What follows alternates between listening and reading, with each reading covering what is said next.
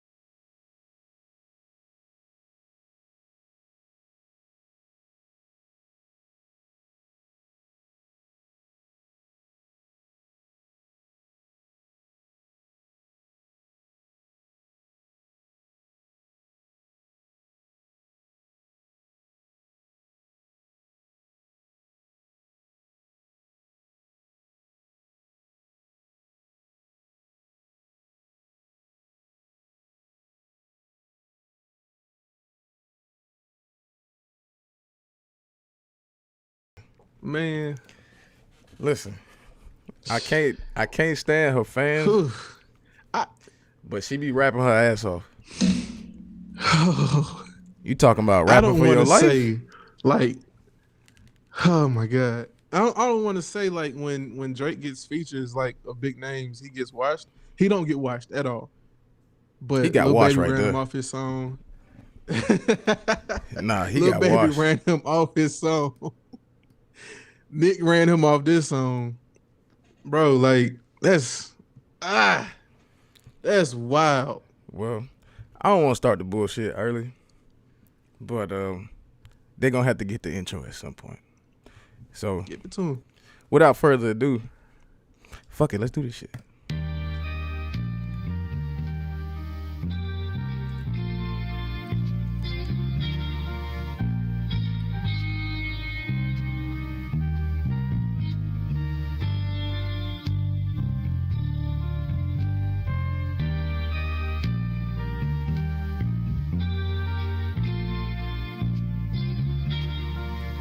Shout out to Matty Twice, Matt Ugly,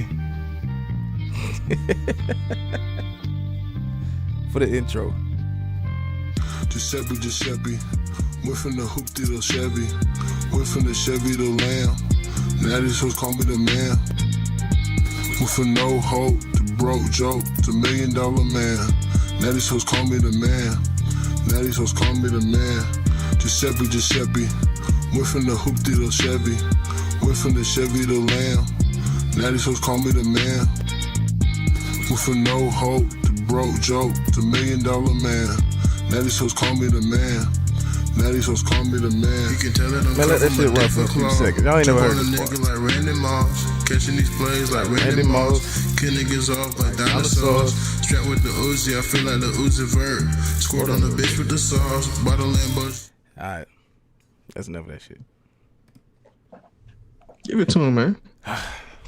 Y'all ready? Cause it's our first live stream, bro. It feels so different doing this in a broad audience of a few humble niggas. You know what I'm saying? This shit wild, man. It is wild. But it feels good. It does. Well, let's give it to him. No disrespect to the politically correct, but we need that extra seasoning. If it's worth doing, you know it's worth overdoing, baby. Go ahead on and sprinkle that shit, baby. Yes, sir. Welcome back. Welcome, man. Welcome here.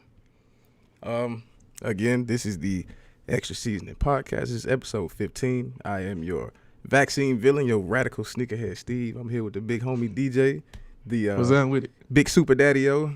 That's what it is, man. But we you know, we're gonna just go ahead and give y'all some flowers because we got a detailed list of shit to get to y'all today, man. We got some very things, detailed list of shit. We got some things happening. Goodness. Tonight in like an hour. Goodness gracious. Yes, indeed. The real is back. Flow bananas. Here, peel this back. J. Cole dropping tonight, man. Jermaine Cole? Goodness. Jermaine Cole? J. Cole. J. Cole, man. J. Cole. He has, I don't know, man. This man's been silently moving for the past few years. This man then went and joined the basketball league out in Africa, playing for Rwanda. He dropped the Dreamers, the sneaker with Puma. He just been gearing up for this. Been gearing up for this. And that's facts. So I'm excited. I'm gonna probably be up until I have to go to work tomorrow. Sacrifices have been made. I've already decided in my head. It's cool. But we'll be able to talk about Cole a little bit more later on because I definitely want to get into that freestyle. We're gonna talk about that. Yeah. But on a more serious note, Black veterinarians. I definitely want to shout out to Black veterinarians. I know a few personally, but I don't know. It was like scrolling on TikTok and I found this lady, right? And she was just, giving all these kind of tips and pointers about how to take care of your pet. And I found it extremely helpful because I got a dog, love him, don't want anything to happen to him. So now I know, right. Big Mook, man, that's Big Puppy. But he ain't but 8 pounds, but he big puppy to me. But nah, for real. She I forgot her TikTok name, but she's very informative. She's entertaining. Yeah, we'll link it. I'll find it so we put it in the notes. But she's extremely entertaining. She has a couple of graphic videos on there, but it's for information purposes, and not necessarily for it to just be nasty. So, you can watch those at your own risk or whatever. But I just got a weak stomach, so I can't take it. But yeah, she's super entertaining. Like she'll do the trends on TikTok. She'll dance or whatever, but she'll also put the facts on the screen as she's dancing. But again, I'll find a TikTok and I'll make sure we get it in the notes. That's a bet. So shout out to Black Vets. Well, since we here and we got a new thing going with this stream, y'all will hear some terms, fake news and Drake news and shit like that. So again, it's exactly what it sounds like. Some fake news and maybe a little bit of Drake news. So let's go on into it. I topped my gas tank off a few days ago. The pipeline had the cyber attack. I hate it for the information security team, wherever they are. But listen, man, I'm finna talk about y'all ass. That shit been restored, but we gotta talk about y'all ass. Y'all showed y'all dog asses. Right. I'm looking at you. You showed your dog ass about this gas. Because grocery bags. Grocery bags, bruh. And I got it, nigga. I just want to do that. But but no, man. They had cars down in Florida blowing up. Nigga riding down. I think he had like 4 gas cans in Camosa County, Florida, or something like that. And the shit blew up. I don't know if the nigga made it out. Niggas in Atlanta, they sitting in long lines. I think 46% of the state was out of gas. Because, and half of you niggas work from home. Yeah. Or you getting your PPPs. Thing is with me is I fill my tank up because my wife still goes to work. So in case facts. she give out during the middle of the week, and she ain't got nothing else because gas is gone, just here, take the keys, go ahead, go to work. But that's the only reason that I made sure I had gas in my car because I don't go nowhere. That's my reasonable. car don't move until Friday night Saturday. That's reasonable. So I got to make sure the missus is okay because, she's not traveling with one now. She's got two, so got to take care of her. That's facts. But no, that whole fear tactic, I don't like that shit. I don't like that shit because the pipeline has been turned back on now. It's been turned back on, and gas apparently should be restored by They said 3 to 5 business days. Right. We should have supply by Tuesday. Right. Apparently. We'll see. Back to normal rates, which is just we'll see. You shouldn't see high ass gas prices in the next week. Gas is $7 in Virginia, bro. For premium? $7.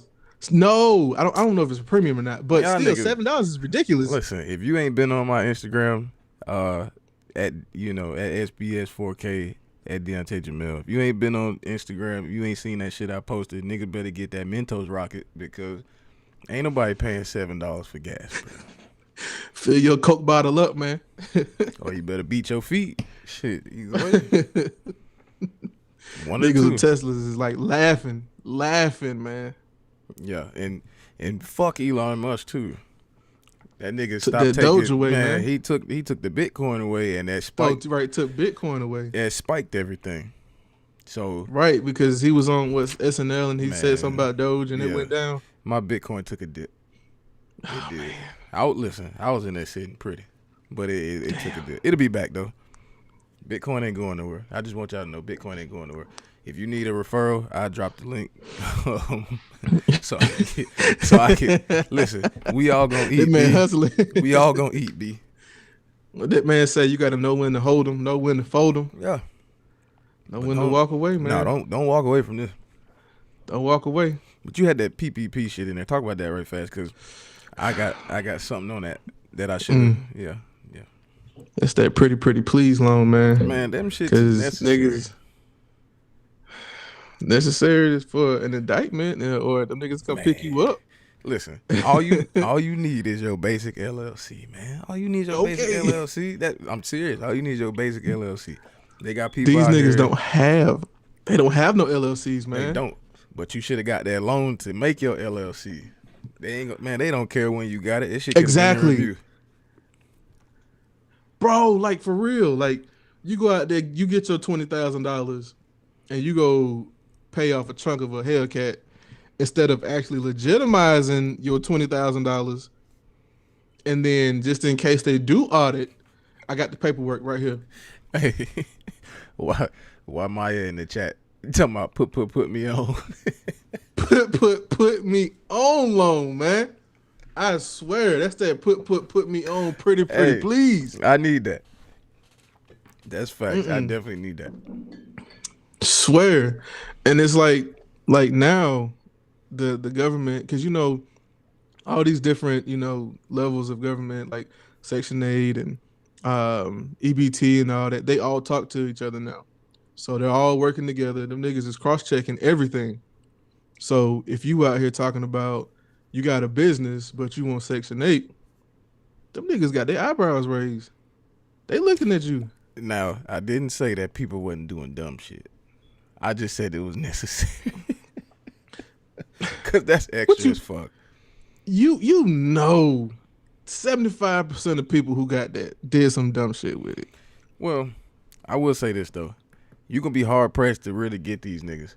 Because the amounts, now, at the beginning, there were, like, super large amounts that niggas was getting. And it was, like, it was hella extra. But now, it got cutoffs and shit. Niggas talking about, agencies run out of money and whatever else. The most some of these niggas may get is $10K if they able to make the loan go through. All right, listen, you get this $10K, you ought to already have a plan in place. Exactly. Seriously. Exactly. Because, I thought about it, but at the same time, because, I could use that to get, like, the photography shit off the ground. But at the same time, I'm like, bro, I don't really know what come with all that shit. So I kind of left it where it was. But if it come back around, I'm on that shit. these folks ain't out here giving out free information like that either. No. So you're gonna have to pay somebody to help you out, to help you manage, and keep and stay out of jail. Exactly. So I definitely want to just, back away until there's more information, and like you said, you get a little bit more privy to it, because I just don't trust it. I don't trust, Right. going to some tax preparer who, got their information on Instagram and the little posted signs by the stoplights. I don't want to do that.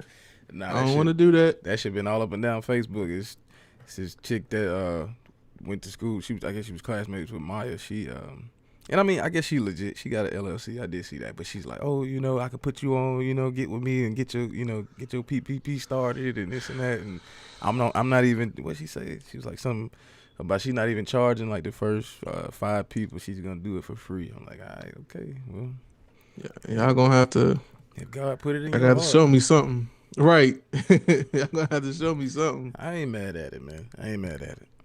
But let's talk about this major break. It ain't got nothing to do with Certified Lover Boy though. Drake was named Artist of the Decade by Billboard. I do not disagree. I was gonna ask you, who's better? Who's more consistent? Like I don't disagree. Who's more deserving? I should say. Nobody. I don't see anybody. Like if we were, if she was more consistent with her music, Rihanna could have been it. Maybe so, but that was the reason why that's why I put Drake at the beginning of the show, because we're talking 2010 to, let's just say 2020, because ain't shit been out in the first part of the year. 2010 to 2020, like I can go back from 2010 to now and give you I can give you a Drake track every month to be the soundtrack for your life just for that month. Like right. Right. Like, and I had to go back and go through Thank Me Later, because I've kind of forgot how crazy that album was. Like from song, and I told you that, I texted you the other day, and I said from track like 2 to 10 or 2 to 8, something like that. Yeah. I said he went on this crazy NBA Finals 6-0 run from track 2 to 7, I believe. And the boy don't miss, man. And again, you didn't know he was gonna be this guy, but it's just like you talking about never letting that chip get off your shoulder, bro. Like, right. But again, right. he came up, and I mean, call it what niggas want. He came up under Wayne, and it's not like Wayne was. You could say, okay, Wayne was the greatest rapper at this point. This person was the greatest rapper at this point. The thing about it, Wayne was Wayne just did him forever, and it was like, all right, cool. He had his own look until he switched up, because I don't like the new shit. The same thing Nobody with Kanye. does. He had his own shit. He had it. He was rapping like he had a grudge against somebody. Like Drake came up under that mode, and Nicki is the same way. Like they always rapping like they got something to prove. And the minute that you lose that, I guess it downhill from there. But again, I don't gotta prove nothing at all. And you would think that would make these niggas fall off by now, but again, keep that energy though. Keep that energy, because that just means that you staying hungry. You ain't comfortable. I know Nick had to go raise a kid, so she took a couple years off, but I mean, she got married and had to raise a kid, which is totally fine. Take your time. Right. But I just I hope this comeback and this reintroduction is well worth the wait. We gonna see. Like, I hope Cole don't let me down either. We gonna see. I'm not like I ain't the biggest Nicki fan. And her fans make it even more insufferable. Like, that shit is just, it's annoying. I mean, it's the Beyonce thing. Like, it's the LeBron thing. It's the greatness. You don't hate them. You just hate their fans. These niggas, they just motherfuckers could fart on the track and they gonna be like, boy, ooh, top 10. Did you hear the way it went up? I'm telling you. At the end? I'm like, bro. But I mean, as far as Drake goes, I don't see another artist who did what he's still doing to this day. I wish he'd go ahead and release this album so we can see what we're getting. But other than that, I don't know, man. Hopefully, this cold dropping will get him out of his freaking turtle shell.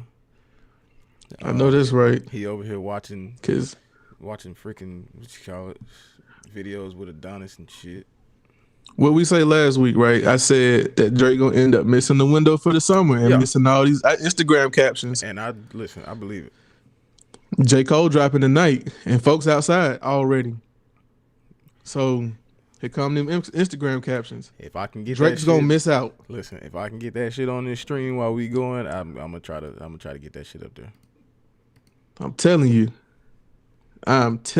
because I just I don't know, like in my heart of hearts, I don't feel like Drake is he's not gonna want to compete with J. Cole, so he's gonna give J. Cole his time.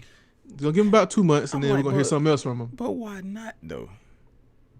I don't know. That don't even make sense. Like you should want that. You should be, cause I'm gonna tell you right now, you don't compete, this nigga's gonna go on his Grammy run, and then he's gonna be sitting up here talking shit again. J. Cole gonna get that Grammy.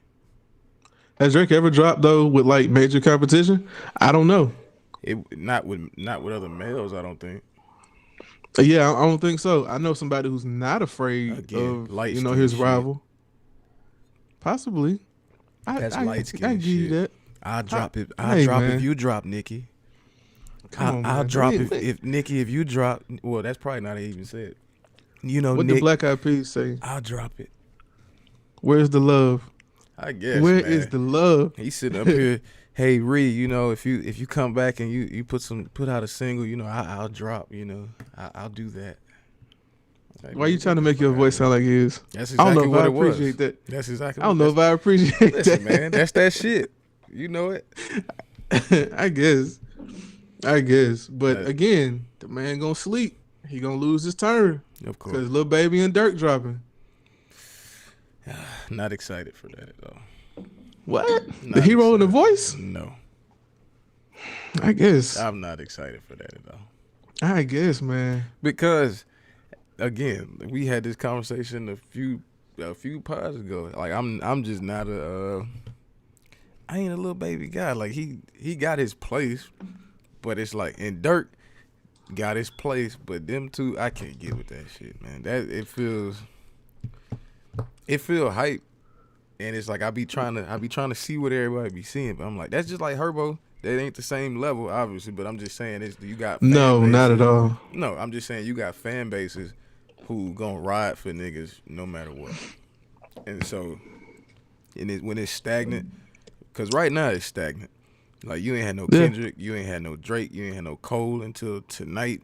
You ain't had none of the hot artists that you've been wanting for like the last 2 years. Travis ain't dropped for like a real project. Like Travis ain't done nothing. Yeah, I mean, we ain't got no Gambino. We ain't got nothing. Like no real like top tier shit that's just sitting up there killing everybody shit. You ain't had none of that. So it's like when you get these right. I won't call them like B tier. I don't know how they do they rank this stuff like S and whatever. But yeah, SAB like, and all that. Yeah, but it's when you get like that second tier artist and they able to just kind of just hover around and shit because ain't nobody else putting nothing out. It's kind of like it feels hype. So I can't. I'm still gonna listen to it. Trust me. But like that damn Track Hawks and whatever shit, I couldn't get with that shit, man. I was listening to him like, bro, this song kind of ass. But you know, Baby been talking about that, man. You know, Baby been talking about it. And it's not gonna be long before he leaves B tier and goes to A tier. I promise you. Promise you. You talking marketing wise? Even if he is. No, I'm talking about like just like music wise. Like even if he is B tier, I don't know if he's B tier. I don't know if I put him there. I might put him on A. I might put him A. But that's just me. But it's not going to be long, I guess, until he makes a jump. If it's S, A, then B, I give him A tier. He ain't S tier at all. He's not S tier.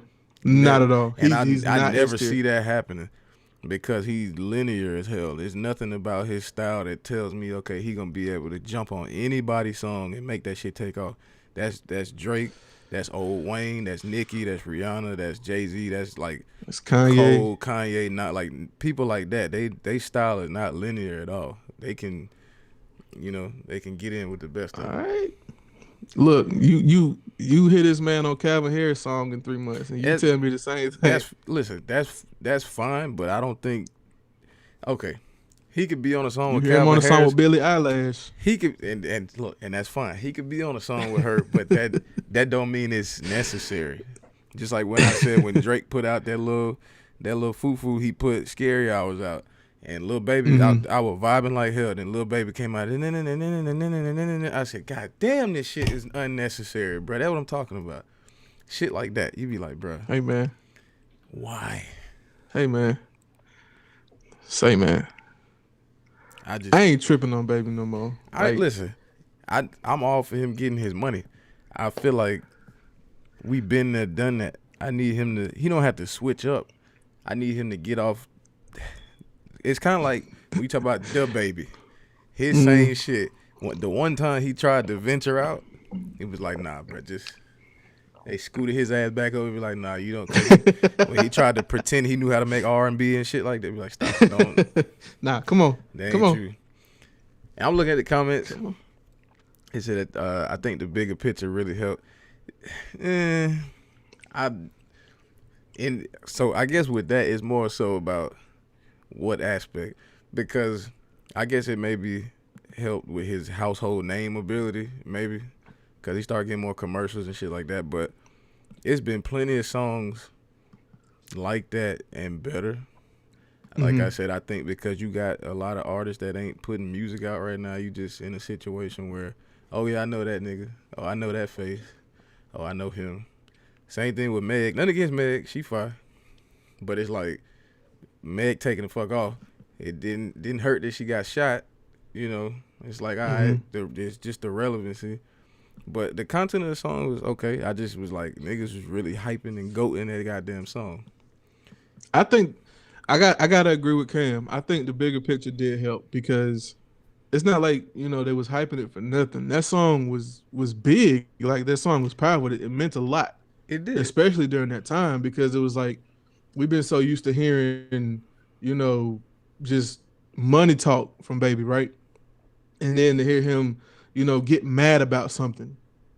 He got mad about it, and his emotions came out on the song. I guess so. I'm not arguing with it. No, I feel that. I think what I'm saying is, like, to your point, he's like, you know, he got mad and he's rapping about this stuff, and you hear the money talking this and that.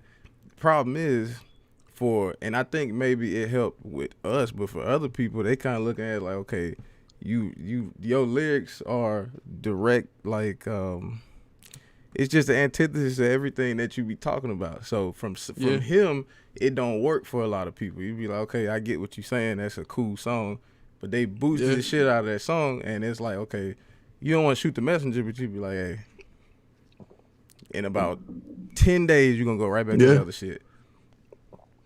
Because when Cole flipped, you know what I'm saying? Because Cole flipped and he kept that energy. Like, he got his moments where he go back and, you know, he throw a little bit of nigga in that thing. But other than that, he's very empowering since Forest Hills. He changed his whole vibe. And I think it just made it shit. He was a little more easy on the ears. Because when he was trying to be Mr. Nice Watch and all that other shit like that, be like, okay, same shit, whatever. You listen to it, you throw it away. That shit was hot, though. Not that it wasn't good. It's just like, what? Okay, same shit. Like, we get it from everybody. And so I think Let Nas Down.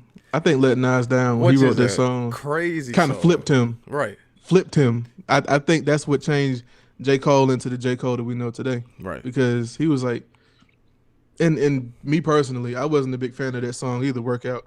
But when Nas told him, what is this shit? He was like, oh man. Yeah. I gotta be on this killer shit now. And I can see exactly why he would say that. Because he got, I mean, he's reaching it now, but it's like, bro, you got so much more in you than that, you know? Mm-hmm. Like, he just, So again, hopefully, if he give me 12 songs of that freestyle, I'm good. Yeah. If you give me 12 songs of that freestyle, I'm good. And we said this last week about not wanting a super long album from J. Cole. 12 songs is perfect. I can get through that listen. I can play it twice a night before I go to bed, for real. Right. Twice, and I'll be good. Well, hopefully it's all of that. Since we got some, well, you know what? Since we on that tip, we talking about social, the social aspect of that song. So you dropped in here about the Social Justice Award in the name of Kareem. Yeah. I didn't even know about that shit. Yeah, NBA announced it today. There's going to be a Kareem Abdul-Jabbar social and racial justice Mm. award. I don't know if they're going to present it this year. I mean, they might. I don't know. I didn't see any dates, but I mean, I don't see why not, because you got people working all year for it. But if you read comments on this, like, of course, comment sections is always like toxic, poisonous places, right? Mm. But white folks really do not like LeBron James. They really don't like him. They were like, man, the NBA had to make up some award to get a LeBron because he's not winning MVP this year, and y'all really do not like this man. Listen, I get it. I like LeBron these days, but I understand. And I the guess. reason, not that I'm not saying it's warranted. I'm just saying I understand, because LeBron is, while he is, great man, great dad, all of that. He he a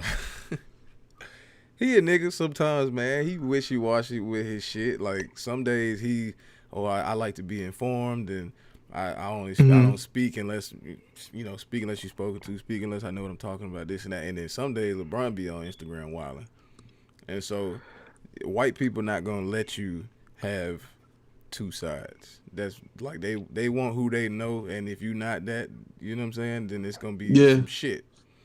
And so it's always like that. LeBron always been that way.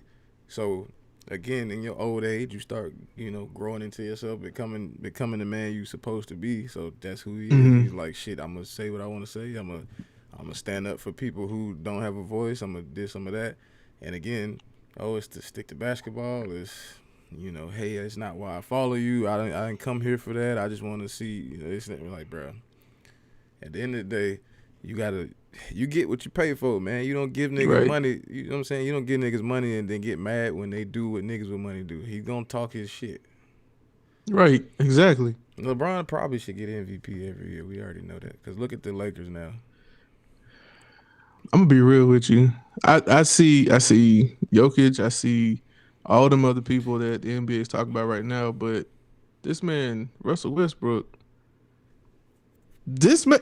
Only problem, and I give you that, but the problem with that is that nigga's in 10th place. Like, that's right. That's the only reason they're not winning anything. That cannot have you. Like, and the thing is, if you averaging a triple double and your team don't have more than 30 wins, I can't even look at you.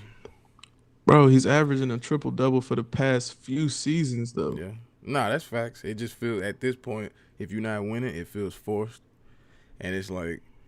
But I like what he's doing. Trust me, it does. Don't get me wrong. I like it.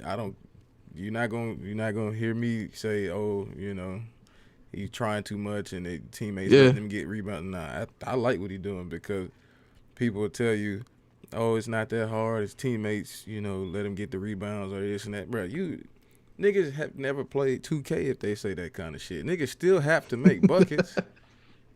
You still got to get your money, man. You still got to drop the buckets. Right. Like, bro, you still have to make the shot. You still have to make that pass. You still got to have high energy for 48 minutes. Like, you can't. I already know how I am at LA Fitness. I'll be out there dragging after about 15 minutes up and down. And that's not even a full-size fucking court. That's a half court. Yeah. Like, that's not a real 94 feet. That shit be rough, man. Like, bro, get the fuck out of here. That shit be rough. But I don't know.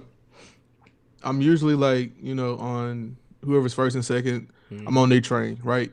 But I think if the Wizards were, I guess, in a winning situation, there's absolutely no reason why he wouldn't win.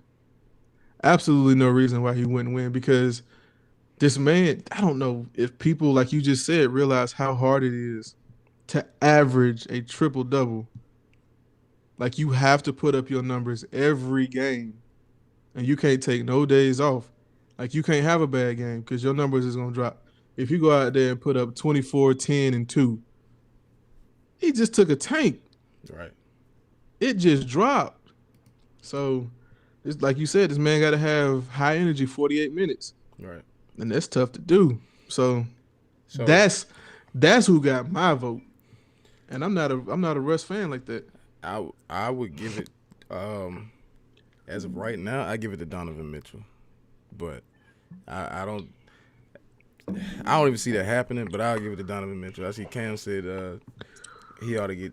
Let me see. He deserves at least 2 more MVPs, which is like Alabama. They want the same guy, the same team. I partially agree with that, because with LeBron, the only reason I would say that is I don't think it's they don't want the same guy, the same team. I think if this was truly a fan and player award like it ought to be, you would see the people. You would see the people who's supposed to get it. The MVPs, especially regular season, that shit is it's a storyline type of award. Like they always got to create some kind of fucking narrative, because Kobe probably should have won like 4 MVPs. Kobe got 1. They gave that shit to little Steve Nash back to back. Steve, you can't show me anything Steve Nash did that was gonna give him back to back fucking MVP. Stop. Nah, not back to back, but Steve was hot though, man. Oh, he was hot, but he shouldn't have won it over Shaq. Nah. Damn, he won it over Shaq. Macklemore them niggas. Exactly, he won it over Shaq. Then he got it over Kobe. Come on, bro. You mean tell me he only got 1? Dirk only got what? Dirk got 1. He Macklemore them niggas. Shaq got what? 1. Yeah. Shaq, top five scorer of all time, got 1 MVP. Most dominant player in the NBA ever. Stop it. That's a narrative award, just like it always has been. And at this point, it's kind of like the Oscars. It's kind of like the Grammys. They have to justify why you should get it, and then they put other people against each other. Like, damn, all that. I don't care about that. Yeah, because that's what I was just saying, man. We already know that. They all exactly. over. And then he's gonna sit there. Yeah, you know, Kobe, I love you, but I'm sorry that I won it, but it just should have went to you. You know. Right. Shut up. I hate that shit, bro. What is that shit with white people and that white guilt shit? Like, stop. Yeah, that, man. You won. If you didn't care about winning, you wouldn't have participated. Stop that shit. You wouldn't have submitted. Your team wouldn't have submitted. Exactly. That's dumb. That's what it is, though, man. Can't go back to 2014. So, how you feel about the playoffs so far? Since we like, what's your predictions? Just a quick one. Nothing too deep. I say it like this. What's the who you see getting out of who you see at least getting to the conference finals on both sides? I say that. All right, so look, check this out. You remember when we first started having these conversations? Hawks was winning like streaks. These niggas on a 10-game win streak at home. Can't beat them at home, man. Into the playoffs. Can't beat them at home, but if they get right, but that's what I was about to say. Like, you get to the playoffs, that's where you know it's crunch time, and I got the. It don't matter, man. Hawks at 5. Okay, all right, Hawks at 5. So you got Hawks versus who? Nah, I don't have the Hawks at all. I don't have the Hawks at all. I was trying to put you on record. I don't have the Hawks at all, man. I love the Hawks. But if we being honest, I think who it's gonna boil down to is probably who played tonight. Miami and Philadelphia going to the Eastern Conference Finals. I could see that if they both healthy. I think that's who's gonna end up in the ECF. Miami and Philadelphia, because they got some hungry people. Miami got, I don't want to say lit up last year, but I think Jimmy has a chip on his shoulder, because he was pretty much doing everything. Man, they got lit up. You can say it. I don't want to say they got lit up. It was 2-on-5. Him and Bam versus everybody. But that's when Tyler was like, "Hey, look, I'm here too." Yeah, and then he got them. Tyler made his name known, and then he got them skunked because he tried to. What's the shit that Max Kellerman said? He tried to scream on LeBron with that ugly mug he had. No. Yeah. Oh, you can't make that. You face. can't do that. Not to LeBron. You don't do that to LeBron.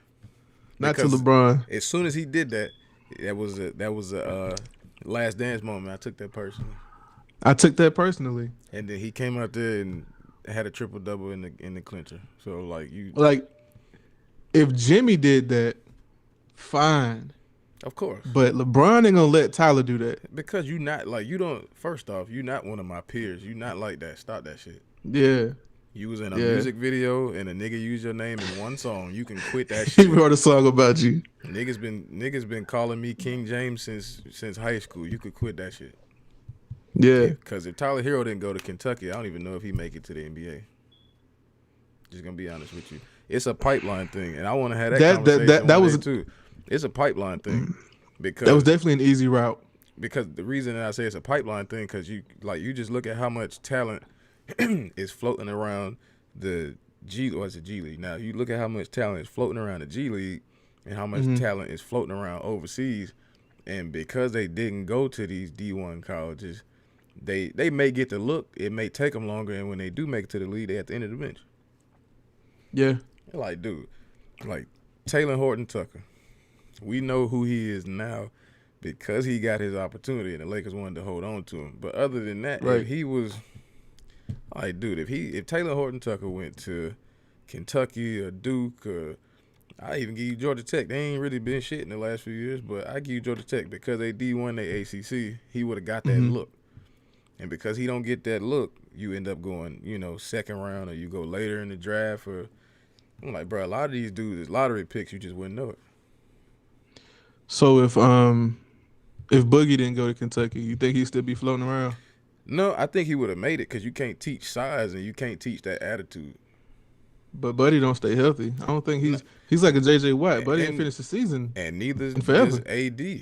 Like, right. AD don't stay healthy, but it's just like you can't teach them kind of ball skills in that body.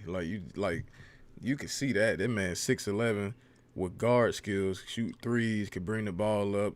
I mean, drop step crazy. Like, he got all the moves that Embiid got, and he got all the same moves. I won't say the same, but he got some of the moves that, like, Dame got.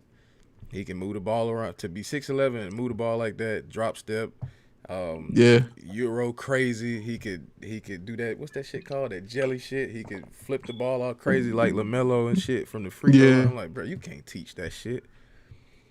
And that's why niggas was going so hard, trying to keep him from getting to LA. Yeah, I guess. I definitely give you that because Anthony Davis is he's a different big man. Right. He's a very different big man. But we talking about Boogie here. Boogie is just a big man. No, that's Boogie is a walking technical foul. He is a walking ejection. He got all the same big man skills as AD. If he had guard skills, he'd be the same thing. And AD just lanky as fuck. Yeah. I think Boogie. Yeah. If again, like you saying, if he didn't play at Kentucky, it's more so you just can't. Some stuff you can't teach. Like Embiid, we didn't even see him play because the nigga was hurt. But we just knew. Right.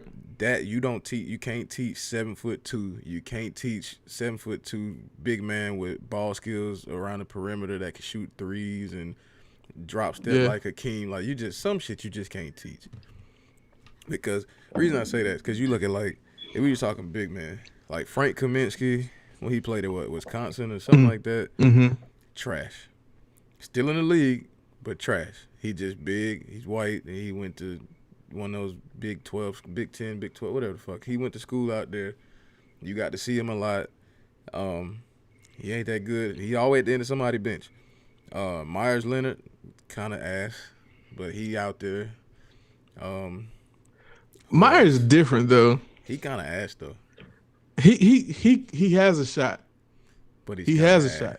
He can pull up. He can pull up top of the key. But I don't know about, anywhere else. Well, I'm just making that point to talk about the whole pipeline thing. Like, a lot of these, like, if you look at, and I mean, not even the white and black thing, because most of the players I'm naming, they white, they big, they not that good. But right. Like, same thing with Cat. Like, you can't, like, he just like AD. He got height, ball skills, could, drop step. He can, do that damn Hakeem shoulder shimmy shit. Like, he just. Yeah. And I mean, okay, same thing with Jokic. Look at Jokic. Obviously he's foreign. He's different. Obviously he's different. Foreign, but he got him and Luka got like the granddaddy game, right? Yeah. And it's like but some of this shit you just can't teach. Like it's that natural ability, and that's what keeps them in the game.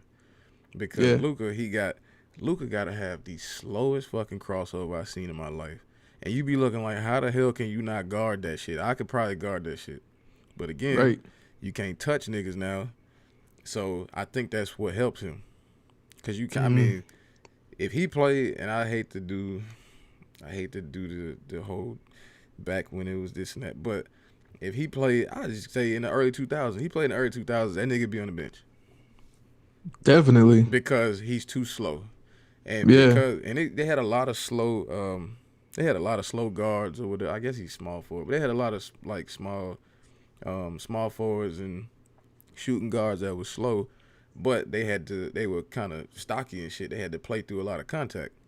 So with him now, you touch these guys a little bit, and I mean, free throw line all night. So I think that helps his slow dribbling and shit. I was having a conversation with a friend of mine the other day, and he compared Luka to Bonafide off of NBA Street, and I was like, you know what? Yeah, that's accurate. That's accurate as hell, because Bonafide was the rebounder, but like all of his dribble moves was like super slow. Wasn't that good from behind the line, behind the arc, but he made it happen, and he was one of the god tier players on the team on the game. So, I mean, I can see that. I don't know about like Luka. I think if he wasn't getting in trouble this year with all these, texts and, talking to the refs and everything, like I think his image is kind of being tarnished now for next season. When people start looking at him for MVP and everything, they're going to start talking about how, oh, well, he's got this history of this and this. And the problem with that for me, because I am going on 30 years old and I am jaded. He's white. Yeah. So but there's gonna be a white MVP this year. But the thing is, for next year, I still can see him being at the top. If these boys are winning, all that other shit gonna go out the window because he's white. And the same way that if a nigga kill his whole motherfucking family, first picture they gonna find is when he graduated from fucking college or something like that, and stick him up there smiling and shit. Whatever. We'll look past that. He's shooting that ball very, very well. Because the thing, like, Kobe didn't win. Again, we talk about that right fast because I want to talk about Kobe for a second. But Kobe didn't win more than one MVP. They gave him one because he deserved it. But the ones that he didn't get had everything to do with his situation in Colorado with that woman. Like, again, what you saying with the image, you're exactly right. It's just the wrong skin. Mm-hmm.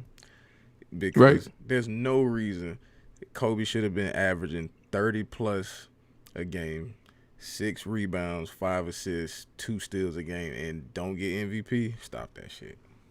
You gotta calm that down. Hey, look, sidebar. I don't want anybody to ever comment or ever try to battle Steve on Kobe stats. Hey man, I don't want anybody to ever feel like they got enough, gumption to do that. It's shrined up back there, man. Cause I think this man is like Kobe's almanac. Swear. To a degree.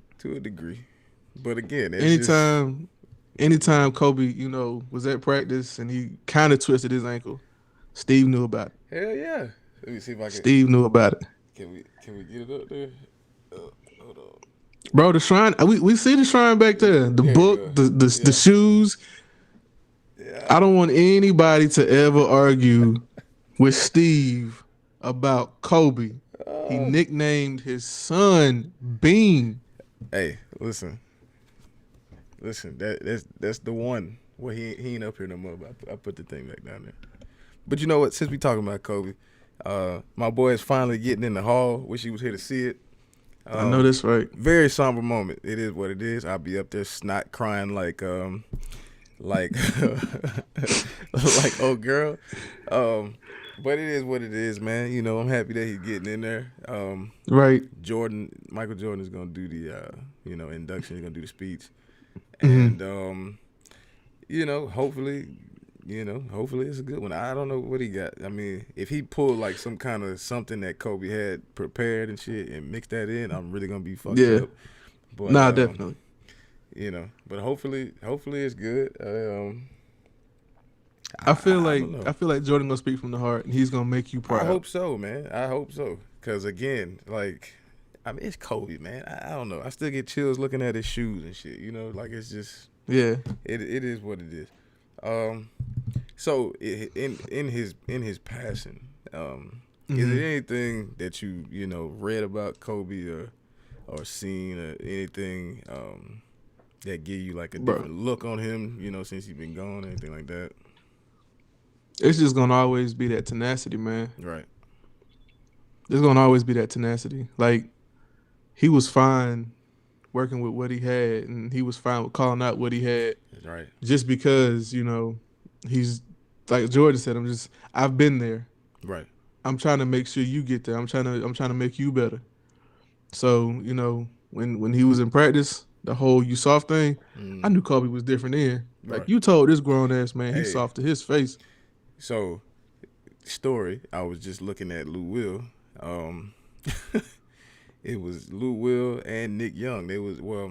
I think Lou Will was on All the Smoke podcast. Nick Young, I think Nick Young might have been on No Jumper. I want to say something like that. Mm-hmm. But he was like, they got blew out by Portland one night. And, they was in there just chilling, whatever else. And Kobe come in. He said, you motherfuckers again. Motherfuckers soft like Sharman won't do that shit here, yada, yada, yada. He told He said Kobe was dead ass serious. He walked in that shit. He said, man, y'all niggas don't deserve to wear my motherfucking shoes. Take them shoes off and put them in the middle of the floor. And he made everybody take all the Kobe's off. He said, if you got Kobe's on in this bitch, take them off. Took them shoes off and put them all in the trash can and walked out. That's wild, man. Iman Shumpert was doing an interview with somebody. Right. And he was talking about how he was playing Kobe, and he had locked Kobe down at the Garden, right? He was like, man, I had steals on top of steals on top of steals on Kobe. And this was in the Garden. And, third quarter ended, fourth quarter came on. Kobe walked up to me and said, you had a good game. And he knew that was a wrap then. Yeah. He was like, you had a good game. But it's Kobe time. Right. So that shit wild. Man, listen, Kobe I feel was just like different, man. He was, and I feel like he got stories like that for days. Obviously, you always emulate. He always emulated Jordan and shit like that. Just all his styles and whatever else. But I feel like he tried to be like Jordan so much he created like this weird 2.0 persona. Like some stuff he probably did because he thought Jordan might do it, and it was probably extreme to Jordan. Right. He'd be like, okay, this nigga's tripping. He'd be like, but that's right. Nigga went Terminator. But so I guess I was looking at some stuff. I didn't know if I put it in there late, but like I was thinking about something like a quote or a lesson to take away. I guess like from just him and what he was about or whatever else. I guess lesson. I was just looking at like how he was as a dad, right? So I try to some of the stuff. Obviously, we can always do better. But just how he was with his little girls, I try to be like that with Lee. Like just more patient. It's hard. It's very hard. He ain't had no boys, so I don't think he got it. You know what I'm saying? But again, I believe try to be more patient. And I don't know. I had a quote that I looked up. I don't know. It could go for somebody. Anybody who listens to this. The most important thing is you must put everybody on notice that you're here and you are for real. So run it back. Read it again, listen to it again. The most important thing is you must put everybody on notice that you are here and you are for real. So I don't know who that's for, but y'all hold on to that. So no, it's for everybody. I think that's for everybody. But I don't know. Some people they just in one ear and out the other, man. Take that, put it on the post-it note, put it on your mirror. Right. And you read that every morning. That right, affirmations, man. But let's talk about what we really here for, man. Whew. It's like I gotta wipe my eyes. I got to wipe my eyes. The JBP boys ain't no more business. At least for now. I don't know what's going on, man. I can see. They done. I can see Maul done. being back. I don't see, nor do I feel like Roy need to be back because the flip flopping. And again, okay, so let's just go back. So Joe Budden podcast. If y'all need any of the audio, I actually posted something up here on our page. I want to say yesterday, and it's basically like 55 minutes of a piece of what happened. It's basically the crux of what the situation was, because they had some before and they had some after. The show got taken down, unfortunately. I found the audio. I don't think YouTube is gonna let me use it, but it is what it is. Joe Budden, he being Joe Budden, he got on the pod and they had been beefing behind the scenes, and it finally came to a head. He got on there and fired Rory and Maul publicly, let the world know, hey, they not here, they don't have to be back. I think so if you go back and you listen to past episodes, it seems that the original issue, Roy had some issues, and Maul, he didn't moderate the shit well. Because if you look at, I guess it was, what did it say? He said something about shaking the tree. Joe said something about shaking the tree, and if you shake the tree, you better be cool. What fall out that motherfucker, and whatever else. Because according to him, they had conversations about, past dealings and stuff, and this was a conversation that happened when Joe wasn't there. So him being, the head of the damn table, he felt like they were kind of moving funny with that. Right. And in a way, I don't want to be like, yeah, that's your boss, but I mean, his name is on all the shit. So if you got an issue, you got to go take that to him and be like, hey, what's the deal? But on Joe's end, Joe was like, you didn't read your contract. You didn't. And some of the stuff that you have a problem with, you don't got a right to know. And they felt like that was, it felt like it was disrespectful or whatever else. But the point that I guess he was trying to make was, if you didn't read the contract and you're not bringing these deals in, and these deals are already over, you want to know about, the financial dealings, and you want to, you want numbers, and you want to audit and do this and that about stuff that's been done for over a year now. That's not nothing you really got a right to know. That's locked up. But you can always go back and look. You can do your due diligence, see it yourself, and if you got an issue with it, I don't know what to tell you, but if you got an issue with it, you can wait until the next contract come around and you can renegotiate. And again, and I feel like they clown Meg about that whole. She was a 1501. It was like, oh, she didn't read her paperwork, contract. man. Right. Oh, you didn't read your paperwork, and you didn't do your due diligence, and whatever else. All right, listen, y'all in the same situation because you playing the friendship game, which is fine. But listen, JBP is a major fucking player in this podcast and streaming and this media game. Like, if you just look on YouTube, or if you just look up what he got going on, man, got like 6 or 7 networks under his main name. And so part of all what was going on was a few months ago now, they had been beefing behind the scenes, and they had left. And then I guess the 2 guys, I forgot their names, but they on Patreon now. I don't know if you know the 2 guys that were. I can't remember. You ain't talking about Parks, is you? No, not Parks. It's like Ish and somebody else. I forgot the guy's name, but I had to find it. But those 2 were the guys that were standing in, and so they moved them to Patreon.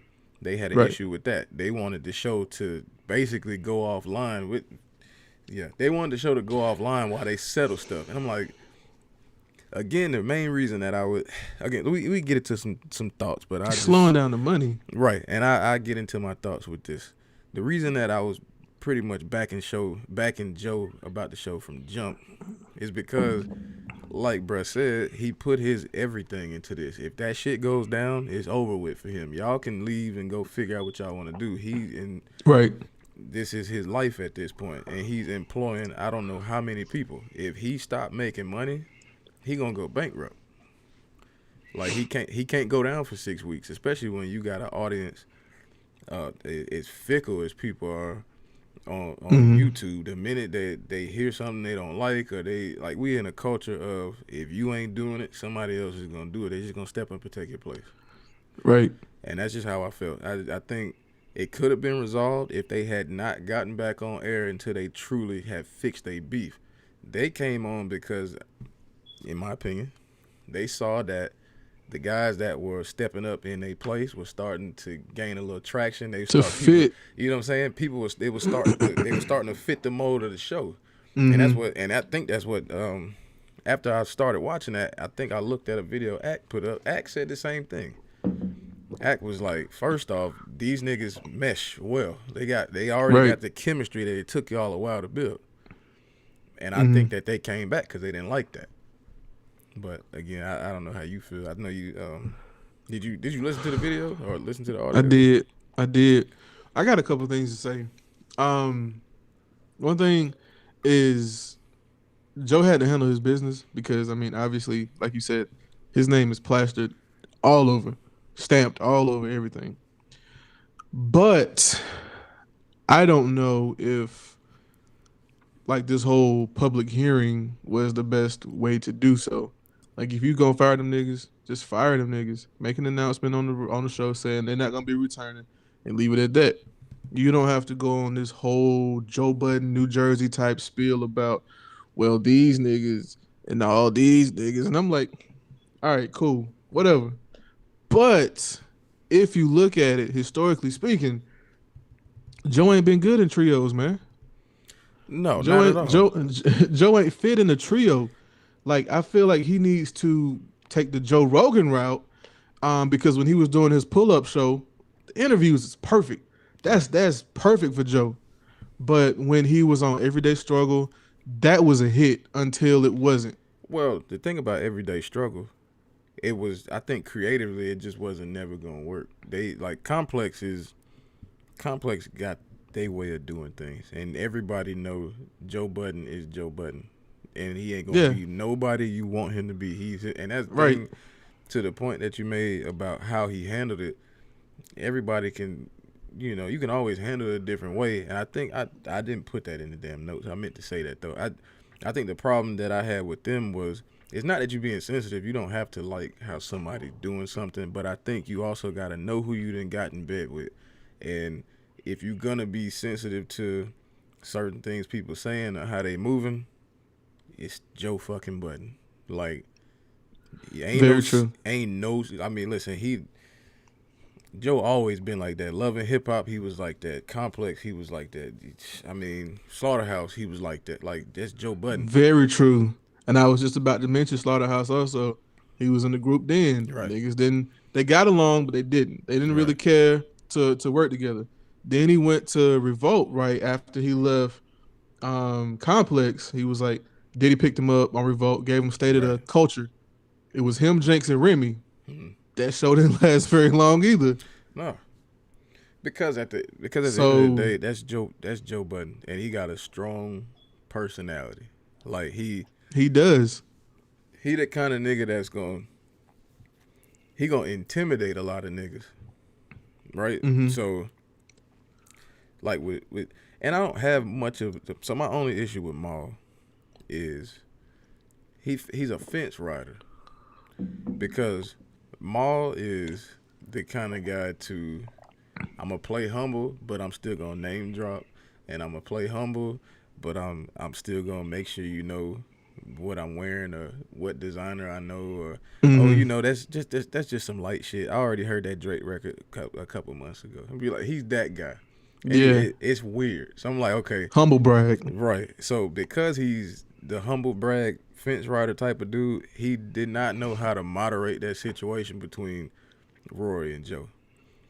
And you knew something was up months ago because this nigga Rory kept talking about, oh yeah, Joe can see my hands. I'm like, bruh, first off, that nigga got old hamstring.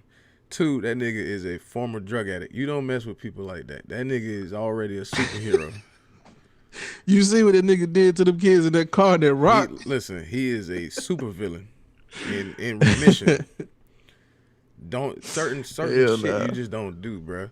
And again, he said, he was like, I wish I can I tried my best, but it just wouldn't work. I wanted to get the the audio, but maybe on the next stream I give that to. But he was just like, I've been paying these niggas well. I've been overpaying these niggas, and the thing, I feel like they had every opportunity to get their own money. Not like you have to leave the show. I just feel like they had every opportunity to get their own money, because if you're a part of the Joe Budden network, you got every opportunity to take your brand and just kind of, you might not launch it nowhere, but hell, YouTube is vast. You can take over certain parts of YouTube, right? And it don't have to be under Joe. You could just use that as, you can plug your own shit, be like, hey, Joe, you know what I'm saying, I want to do this. I guarantee you he wouldn't have no issue with it, because he said, if it's something you want to do, you do that, we'll run with it. If it's a deal you bring in, you get paid, you know what I'm saying? You eat better if you bring in a deal. If I bring in a deal, I'm going to eat better. And that's the main thing. But again, when the niggas was getting paid well, no issues. Yeah, I mean, the contract protects him, contract protects you. Just read the contract. If it was terms you didn't agree to, all you had to do was negotiate them. But obviously you might not have did any reading. You just said, fuck it, Joe's my friend. He wouldn't do nothing I don't like. Fuck all that friendship. Now, see, I don't think Rory and Joe was friends. I think Maul and Joe was like real life friends. No, Maul and Joe are friends, which is why when he said, Rory, you in breach of your contract, you know what I'm saying, you up out of here, whatever else. When he, start speaking on Maul, or start speaking to Maul, he was like, he kind of left the door open, you know what I'm saying? Because this nigga Maul used to stay in that man's house and all kind of shit. Like, they friends. Yeah. But they real life friends. Nah, Rory is, and again, I hate to do the shit, but he did what you can expect of certain people. He started doing the white boy shit. I'm gonna take my ball and go home, and I can't come over here by y'all niggas no more. Y'all, this is how. Yeah. Like, he started doing that shit. He like, listen, I want to audit, and I wanted this. He be like, what you want to audit for? It's nothing to audit. It's not. And he was like, oh well. He's like, not necessarily. He didn't trust Joe. He might not have trusted the financial people, how they was doing the whatever. He's like, bro, these people have no ill will to do anything out of the way, because if we, what I'm saying, if they fucked up, then we fucked up, and everybody going down. This is how they eating too. They ain't messing with nobody money. Mm-hmm. I think mainly Roy, I think this nigga was upset because these new niggas was coming in, and it was like, all right, cool. I could see the writing on the wall. Yeah. I think that's a lot of it. Felt a little intimidated, man, because of the success that they was having. And like, they actually fit. He was still trying to put an album out, and that Emotional Oranges, and like, I don't even know what the hell that is. And again, I think I had put that somewhere in my notes. It was like, they should have just, they whole thing when they be on the show, oh, I got to get my shit off. They should have used, they've been doing this for what? How many years? About 4 years? Probably. 4 years. About since 2017. 4 years. You had 4 years on this show. 4 years on this show, and you didn't use that to jump your brand off in any company. You didn't launch anything. In 4 years. Even if you just saved, you couldn't get a backer. Fine. You couldn't get nobody to fund your shit. Fine. Even if you just saved the money that you getting paid from Joe, come on. You can put that shit out yourself. If it take off, you keep all the money. That's your PPP loan right there, man. Bro, come on, dude. I don't understand that shit. And that's what, and Joe said something about that shit too. He said, that's why I stayed the fuck away from stuff like that, because hell, I probably could have used it, and I probably could have used that to, jump off some other shit that we want to jump off. But he said, I don't know if the niggas would have did it right. I'm just scared of shit like that. I don't need the IRS coming to fuck with me no more than they already do. And I feel that. That was your pretty please. But again, it's just like, if you can tell these niggas was just riding the wave in a way, so to speak. Not that they didn't contribute anything. It's just your level of contribution is always gonna show itself when it come to shit like that. Like, that's just the way they was reacting to it. He was talking business. They was talking friendship and respect. That right there let me know everything I need to know. Because, like bruh said, this is his life that he's doing. This is his life he's trying to play with. You want to shut shit down? I can't do that. So I don't see. Had to let it. Like you said, They're not coming back. I don't see. They're not coming back at all. I just don't see that. Nah.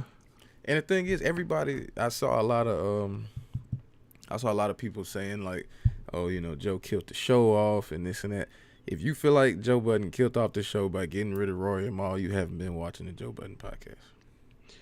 Joe does this, man. I'm trying to tell you, like, this man goes through talent. He goes through co-hosts. I'm glad you said that. He goes through talent because the minute that he got rid of them niggas, he said that he hit Rory up while he was in the airport, I guess on the way back, and told him not to come in.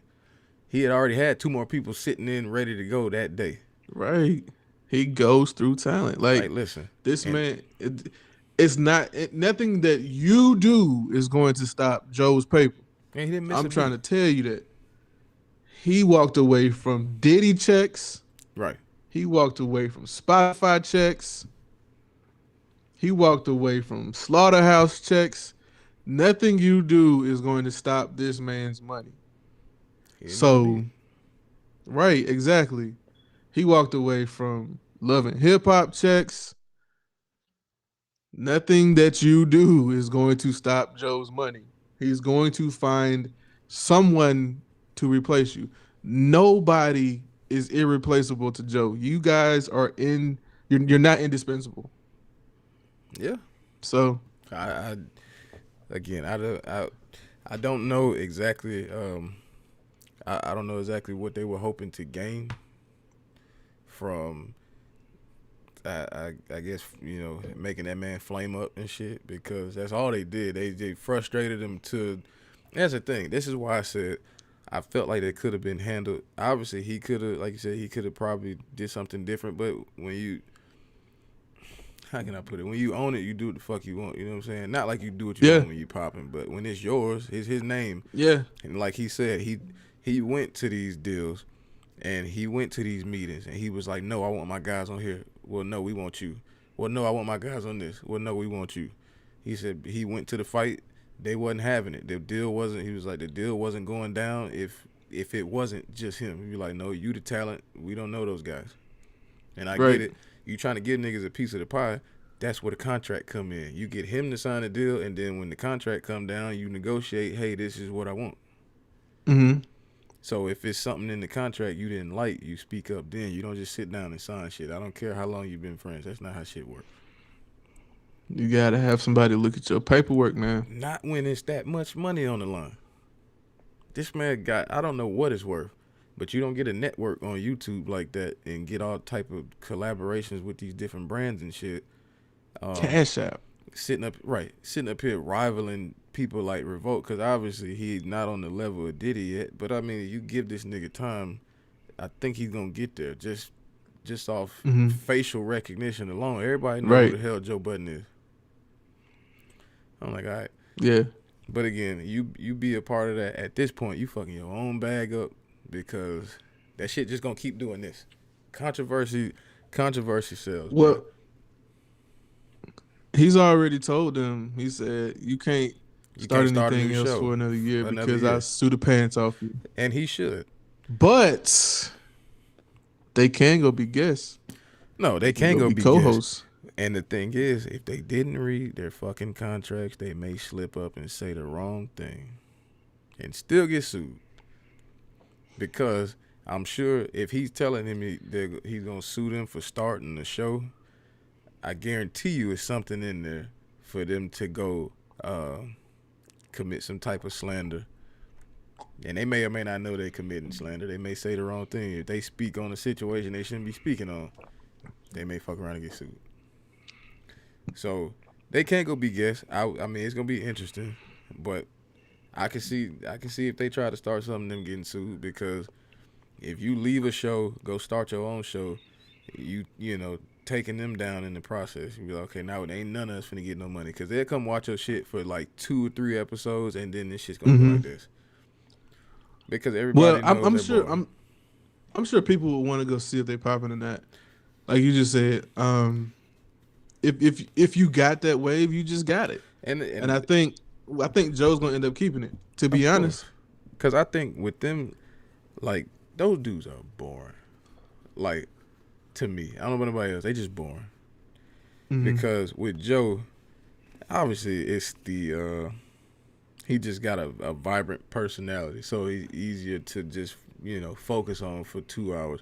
Them two, they kind of just sit there, especially Maul. He just like look at my shoes and look at my hat. And he just like this whole show for 2 hours. I'm like, all right, that's boring. You can't tell me that them two guys, maybe Roy, because his personality is a little bit different, but you can't tell me as laid back as Maul is, they about to really command somebody's attention for 2 hours. Nah, I ain't going for it. Nah. Maybe for a few episodes until we get the whole story, at least on their side. But then after that, I'm like, okay, we're going to go back over there and see what Joe talking about. And again, it's the Joe Budden podcast, bro. If he want to get a guest on there, get somebody to come on and talk, he going to be able to do it. Right. It's just, I hate the way I want him to go out. back to the pull-up format, but that is just me.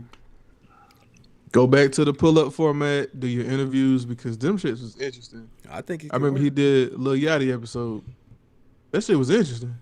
Yeah. But I feel like he should go back to that. But that's just, like I said, that's just me. Well, since we're talking about media conglomerates, let's talk about some media consumption. I'll let you run yours because you got a good little bit more than I do because I just got a few things up there. I didn't really watch anything. So it's like no movies, no TV over this past week. It was more so like just music. So like I would get off work and I've gotten back on my shit about this programming because corporate America, I don't know. Corporate America ain't it. Yeah. Corporate America ain't it. So it's like I just want to go out and do my own. Especially I got a kid on the way, just make my own money, set my own hours, be there for my kid. So I've just been like playing a lot of music, right? And we were talking about going through discographies last week. Rick Ross don't miss either, man. Yeah. I went through Rick Ross's discography this past week. Rick Ross don't miss either, especially when he got Drake on. It's been a minute. Which one you got deep into in particular? Not one deep into in particular, but God Forgives I Don't was one that stood out to me. I love that one. And then Mastermind. Them two, of course, Port of Miami, but because that's where it started. Yeah, but I was gonna say that was my God shit. Forgives I Don't and Mastermind. Let me see. Because let me go back right fast. And then what was that one? Damn, what was that one with the with Idols Become Your Rivals? Whatever album that one was on. I had to look that one up. That one too, because he got that song with Thug and Wale. Mm-hmm. Thug ate that song, man. You know what? I'm gonna go check all that. Cause you got. Well, you know what? You gonna have to. Port of Miami was. Man. Port of Miami. I like Port of Miami. It's funny how music bring up like these different times in your life, cause I always think about after Katrina or whatever. So after Katrina, I was still going back home. I was staying with my grandparents, and we had like the you know, they had like the FEMA trailers and stuff like hooked to the side of the house and whatever. And so my aunt, she stayed in the trailer next to the house, but they was already they was trying to get themselves back together, back up and running. So they was going back to New Orleans, getting their stuff. And so I used to kick it in the FEMA trailer. Sorry, Carrie, hope you don't kill me. But I was kicking in the FEMA trailer. I'm like, bro, shit, 15 years old. Be like, hey, you and your sitting in the FEMA trailer like you a Don and shit. And then I had Port of Miami 2 playing over the little speaker. I'm in there cooking and doing whatever else. I was in there trapping it out, and I just had that shit playing. And so this was before niggas had money to buy CDs back to back like you supposed to. So I would sit and I would and Q93 would just play like all the songs and shit. They had what was playing? I want to say Comfortable, Lil Wayne. They had Push It.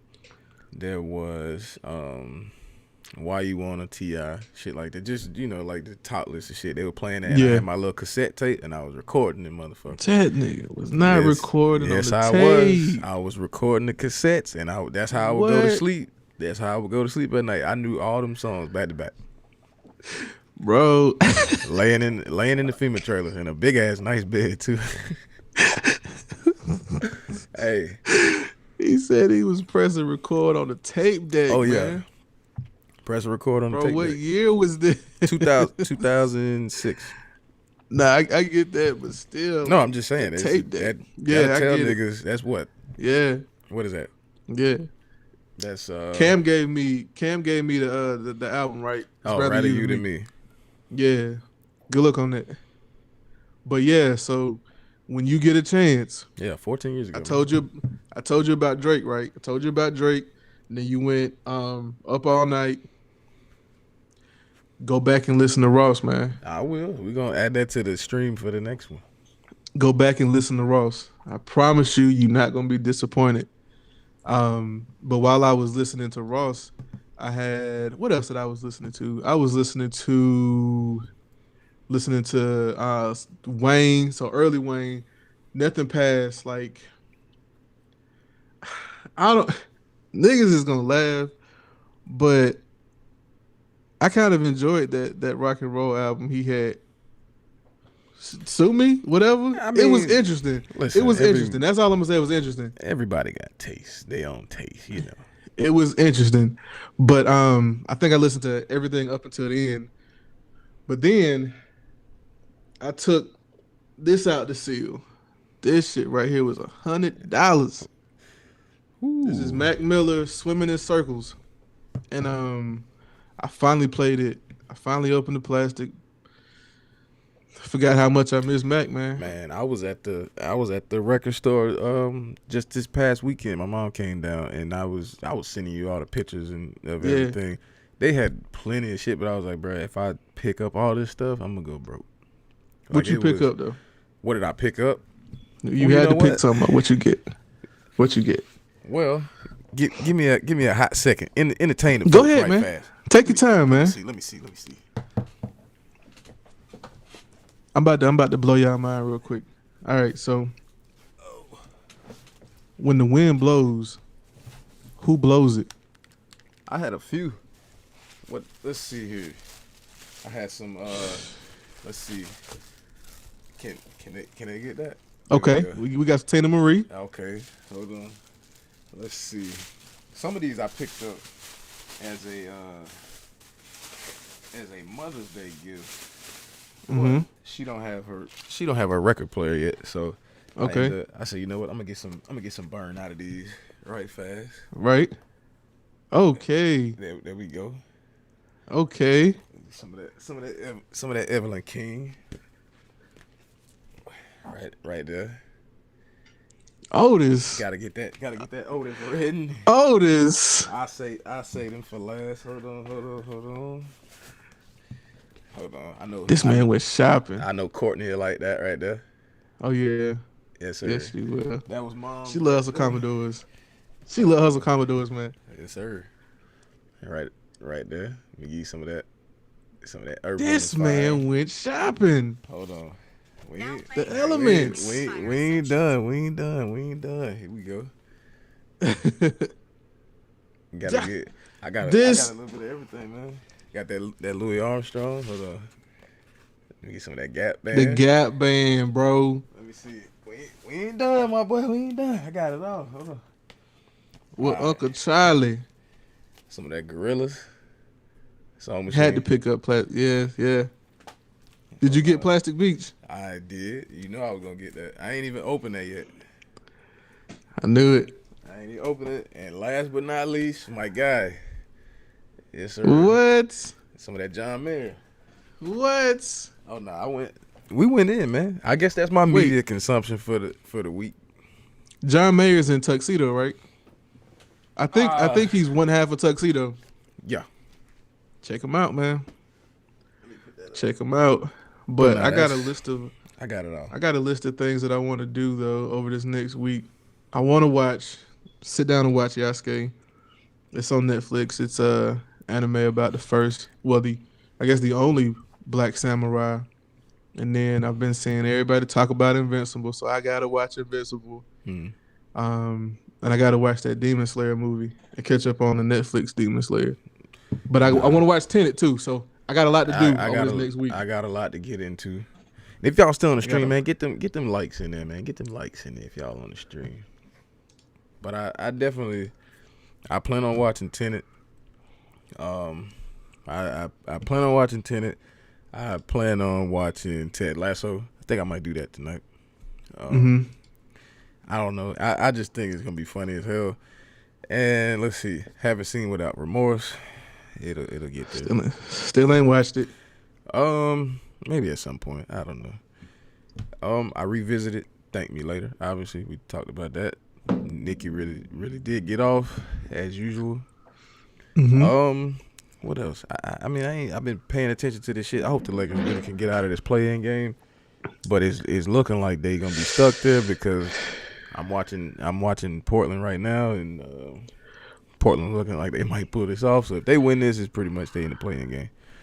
But other than that, man, I've been watching a lot of Coco Melon and Mickey Mouse Clubhouse and Blippi.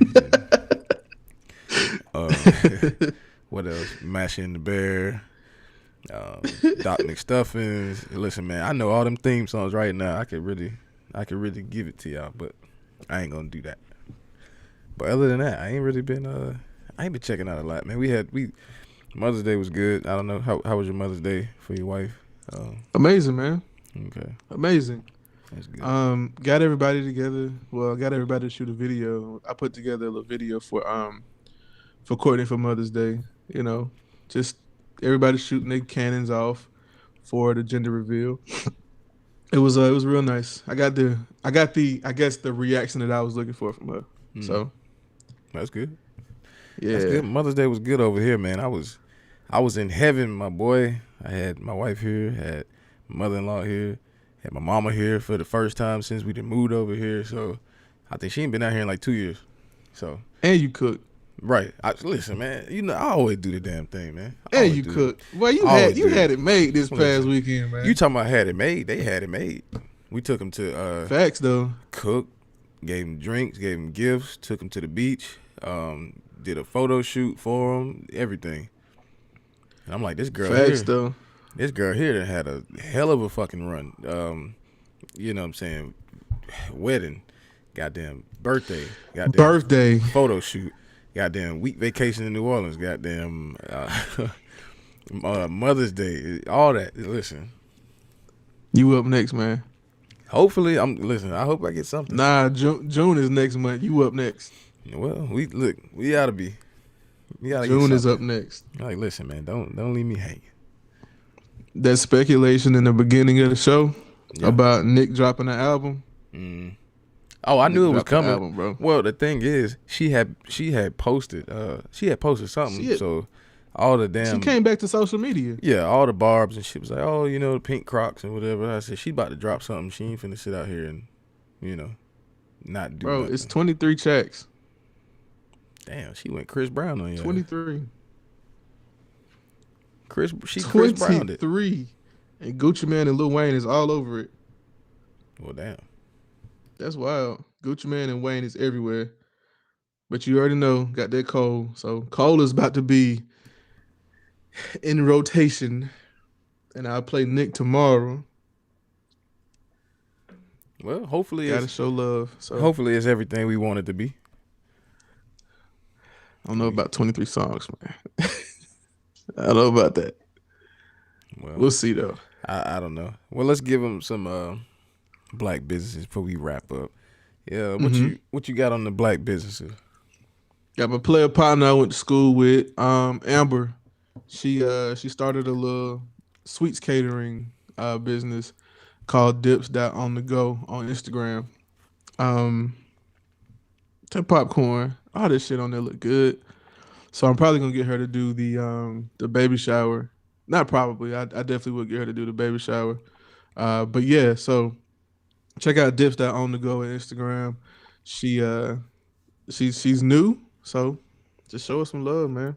All right, well, we'll link everything as usual. So again, Extra Seasoning on YouTube, extraseasoning.com.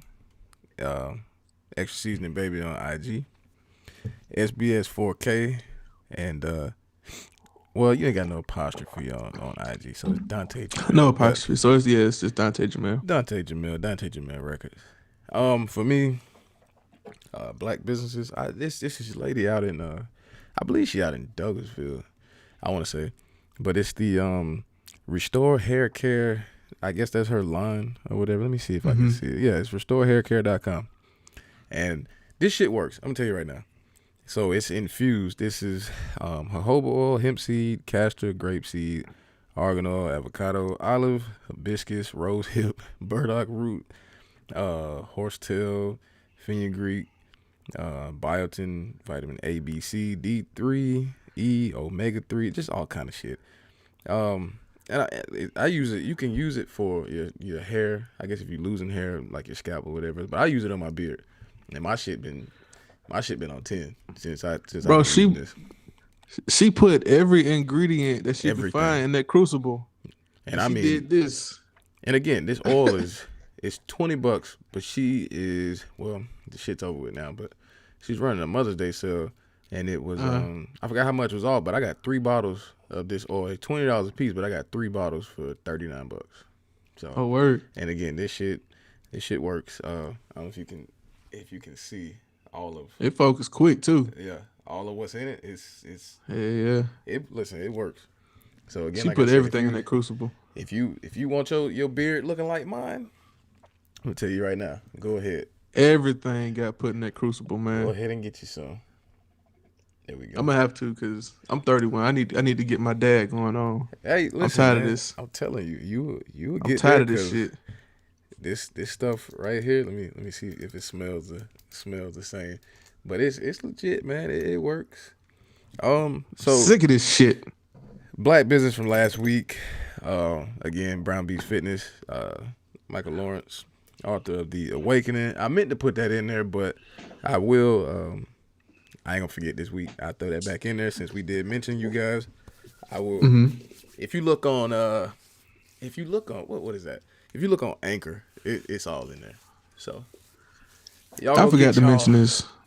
By the way, you talking about authors and stuff. I've been reading Uncomfortable Conversations with a Black Man. Oh, that's Emmanuel Acho. That's Emmanuel Acho. Yeah.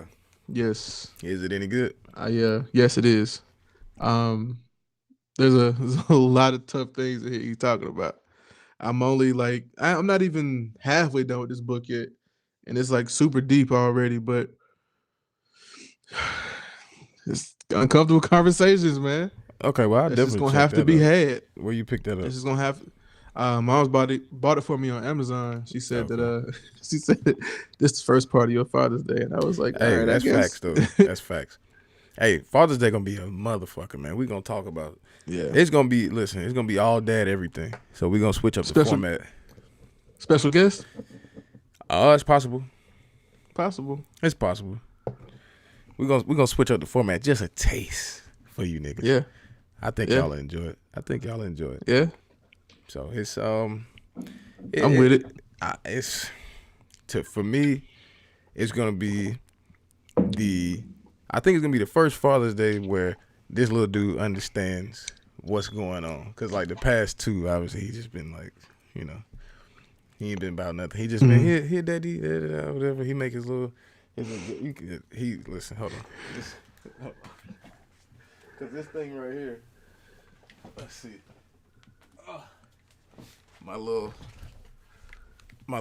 grill that he done made me. Yeah. He did that. Yeah. This was obviously we had a little help.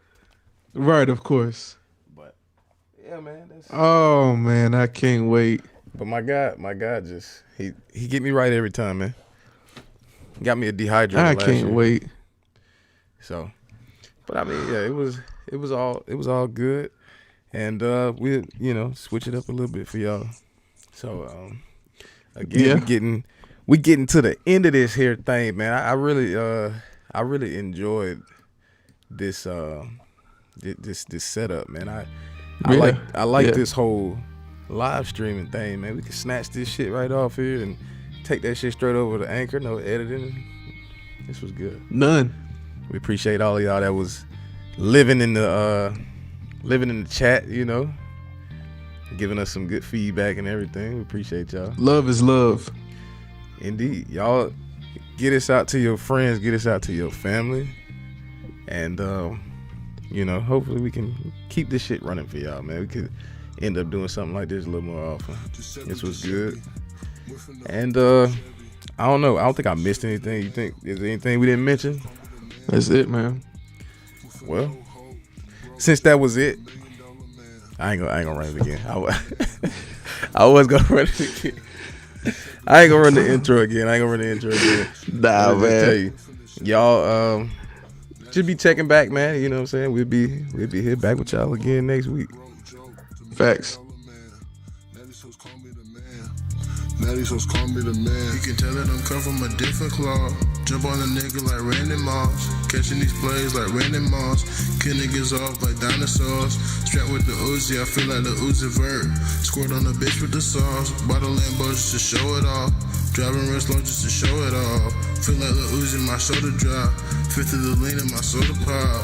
Boardroom playing board games with an old man, I just call him Pops. My little mom make that pussy pop like lip gloss. Give me head till locked, y'all. Pussy stay on, agua, yeah. Giuseppe.